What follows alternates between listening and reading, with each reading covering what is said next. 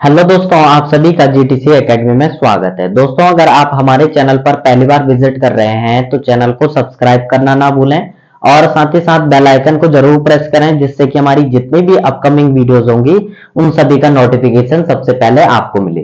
Class 10th की maths का जो चैप्टर थर्ड है, pair of linear equation, Hindi medium वालों के लिए दो चरों वाले रैखिक समीकरण, इसकी एक्सरसाइज 3.3 का जो क्वेश्चन नंबर सेकंड है उसके 3 पार्ट हमने प्रीवियस वीडियो में सॉल्व कर लिए हैं। अगर जिस किसी ने यह 3 पार्ट्स नहीं देखे हैं तो आपको डिस्क्रिप्शन में इन तीनों पार्ट के लिंक मिल जाएंगे। आज हम सॉल्व करने वाले हैं फोर्थ पार्ट को, so let's begin it.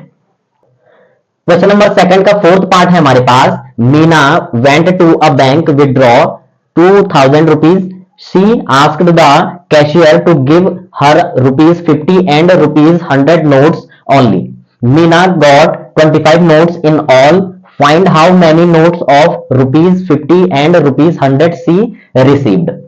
Question को सबसे पहले इसको समझेंगे, उसके बाद हम इसका सॉल्यूशन फाइंड करेंगे। और हम इसका सॉल्यूशन सब्स्टिट्यूशन मेथड से नहीं बल्कि एलिमिनेशन मेथड से निकालने वाले हैं। उससे पहले हम क्वेश्चन को यहां पर समझेंगे। क्वेश्चन क्या कह रहा है? Meena went to a bank withdraw 2000 rupees. Meena जब बैंक जाती है तो वह 2000 रुपीज विड्रॉ करती है और कैशियर से कहती है कि उसको 50 और 100 के नोट ही चाहिए। कुछ उसको 50 के नोट चाहिए और कुछ 100 के नोट चाहिए। अब जब कैशियर ने उसको 50 और 100 के नोट दिए तो उसके पास टोटल नोट कितने थे? 25 नोट। देन अब क्वेश्चन में पूछ रहा है कि हमको बताना है कि कितने उसके पास 50 के नोट आए और कितने 100 के नोट आए उसके पास, उसने कितने रिसीव किए। तो यहां पर इसका सबसे पहले सॉल्यूशन निकालेंगे। तो सॉल्यूशन के लिए क्या करेंगे? सबसे पहले हमें पता नहीं है कि उसने कितने 50 के नोट पाए और कितने 100 के नोट पाए। तो यहां पर हम सबसे पहले क्या लिखेंगे? Let the notes of rupees 50, यानी कि 50 रुपीज के नोट्स उसको हम एज्यूम कर लेंगे x। Same condition let the notes of rupees 100 के नोटों को हम क्या एज्यूम कर लेते हैं? y। और हिंदी मीडियम वाले क्या लिखेंगे? माना 50 रुपए के नोटों की संख्या, और सेम चीज यहां पर माना 100 रुपए के नोटों की संख्या, y मान लेंगे उसको। देन यहां पर हमारे पास क्वेश्चन में ये दिया गया है। अब क्वेश्चन में हमको क्या कहा गया है कि टोटल कितने नोट मिले हैं उसको?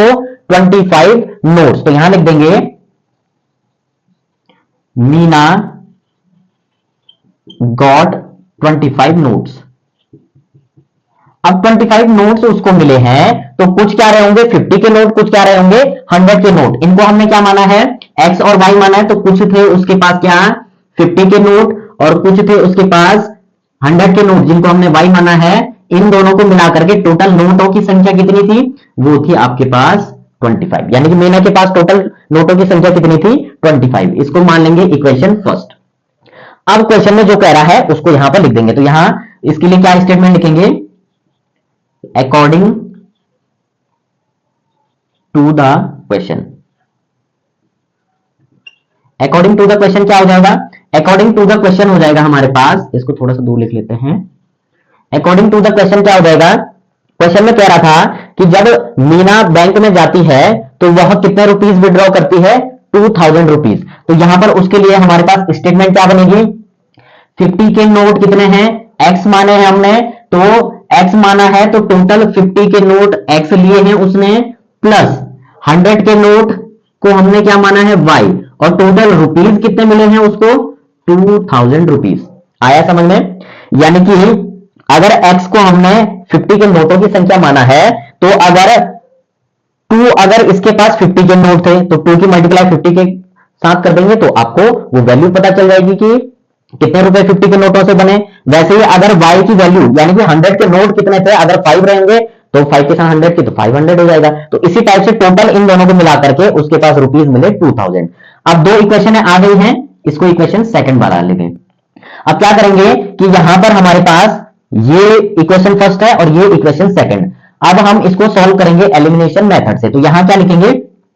ये 50x है, ये सिर्फ x है, तो किसी एक टर्म को इक्वल करने के लिए या तो आप 100 से कर लो, यहां y के टर्म को 100 बना लो, या x के टर्म को 50 बना लो। तो हम x के टर्म को ही खत्म करेंगे। तो यहां पर क्या लिखेंगे? मल्टीप्लाई इक्वेशन फर्स्ट बाय 50, यानी कि 50 से इक्वेशन फर्स्ट को मल्टीप्लाई करने पर and subtract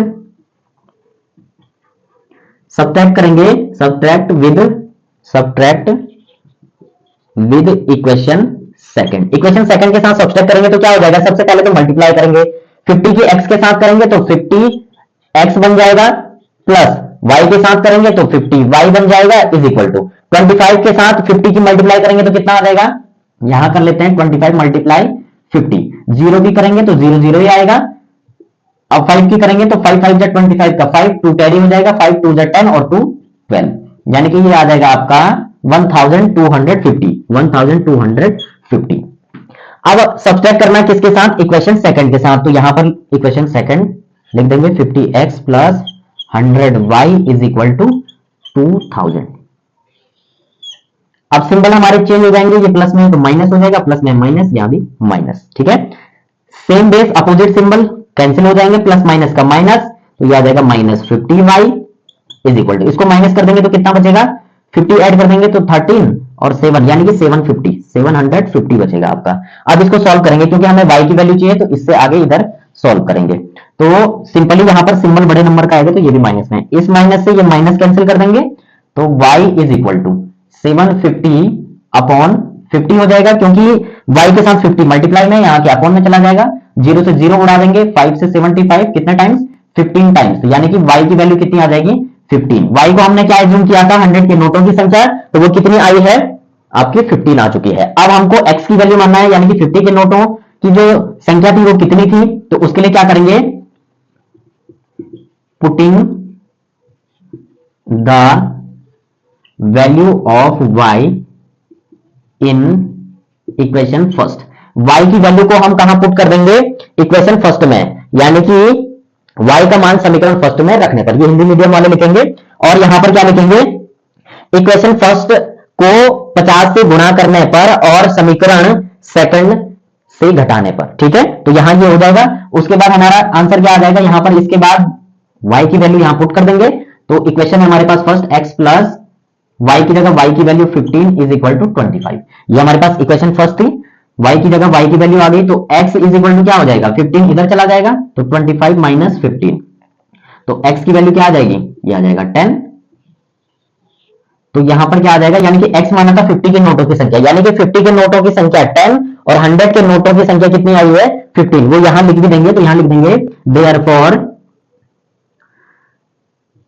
number of notes of ₹50 is equal to 10 and number of notes of ₹100 is equal to 50, यानी कि 100 के नोट थे 15 और 50 के नोट थे 10। तो दोस्तों इस प्रकार से जो क्वेश्चन नंबर सेकंड का जो फोर्थ पार्ट था उसका सॉल्यूशन हमने फाइंड कर लिया है, और मीना के पास टोटल 25 नोट थे, तो उसमें से 15 नोट 100 के थे और 10 नोट किसके थे, 50 रुपीज के। तो इस प्रकार से हमारा एलिमिनेशन मेथड से हमने सोल्व कर लिया है। अब इस क्वेश्चन का लास्ट पार्ट नेक्स्ट वीडियो में कवर करेंगे, तब तक आप प्रीवियस अगर आपने पार्ट नहीं देखे तो आप उनकी प्रैक्टिस करते रहें, क्योंकि मोस्ट इंपॉर्टेंट क्वेश्चन है ये सारे के सारे, क्योंकि बोर्ड एग्जाम में आते ही आते हैं। तो दोस्तों अगर आपको वीडियो अच्छी लगे तो वीडियो को लाइक और अपने वैल्यूएबल कमेंट जरूर दें, और साथ ही साथ अपने दोस्तों को भी शेयर करें। तब तक के लिए बाय बाय।